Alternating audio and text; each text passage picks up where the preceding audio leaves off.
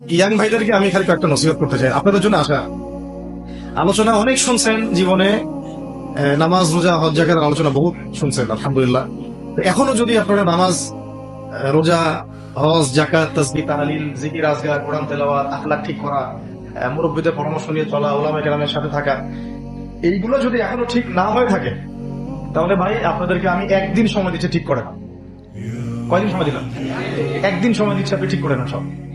নামাজ ঠিক করে দেন, নিজের গুনাহের জন্য তওবা করেন, হারাম রিজিক থাকলে ছেড়ে দেন, পরিবার না করে থাকলে পরিবার করেন, তারপরে রিজিক হারাম থাকলে ছাড়েন, আপনার সন্তানকে মানুষ করেন, মুহাক্কিক বরেণ্য আলেমদের সোহবতে থাকেন, ওলামায়ে কেরামের সাথে থেকে হাত শক্তিশালী করেন, মাদকের সাথে থাকলে ছাড়েন, গান বাজনার সাথে থাকলে ছেড়ে দেন, যত কবিরা গুনাহ সব ছাড়েন।